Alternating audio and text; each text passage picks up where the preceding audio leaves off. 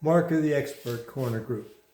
When I started out this morning, what I was trying to do was, I was messing with the dual cam. Let me see if you can see it.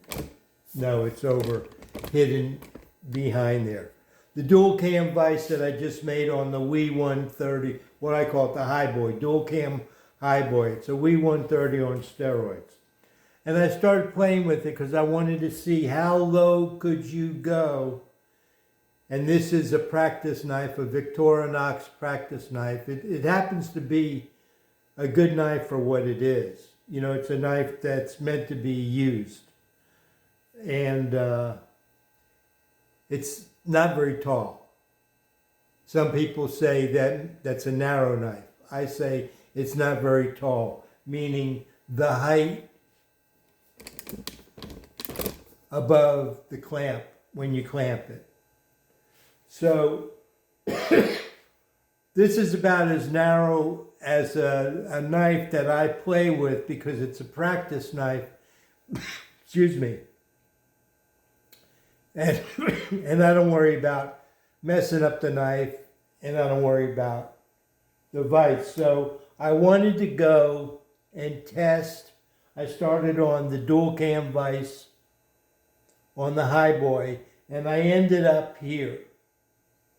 And I didn't make videos along the whole way. I took pictures, and I'm trying to make a video at the end to pull it back together. And it's sort of hard to do without making a video with each of them. To just say, show you and say, you can get 15 degrees, and that's like, you know, I told you so. I wanted to show you that a knife like this is very short. It is not very tall above the vise. And when you clamp it, it's like clamped thin.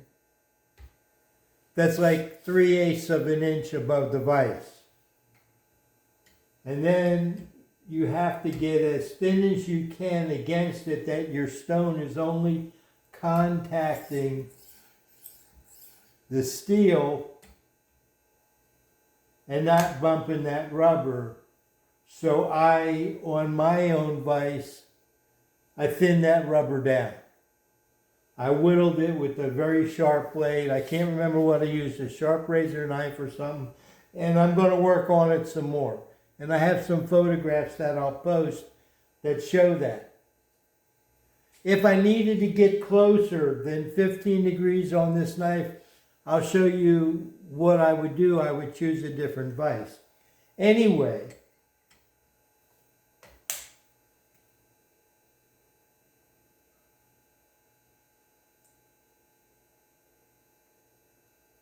that's 16.5 degrees, clamped 3/8 of an inch above.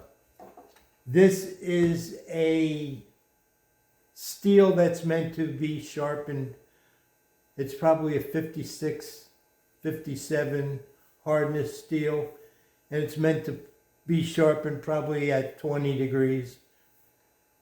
So you are well within your limits by using not only the stabilizer and clamping it thin, but also gaining by trimming on this particular dual cam vise. That's what I do for the dual cam vise. The stabilizer gives you that more geometry so you can dial it in with the micro adjusters. See, when you get too small, you can't adjust because you're already working in such a small space. So when you get it bigger, the fulcrum arm is bigger, so it's easier to dial it in. I'm resting this on here, and I'm moving this, looking at the gap down through there, the light gap, to see where is that going to contact. And I started out here at 23 degrees, and that light gap is narrow. And I went all the way down to 18.5 degrees reading here before it actually closed up. So what I'm saying is there's a lot of room when it gets close if you have the precision to work with it. And that's what this is for. After you get it so that it looks close, then you dial it in. And if you're matching angles, then you can dial it right in. I'm just doing a test now to see how low can I go.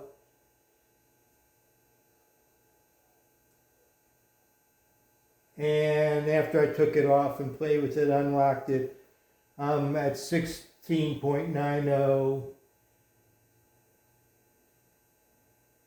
And that's still pretty close to 16.5 where I started.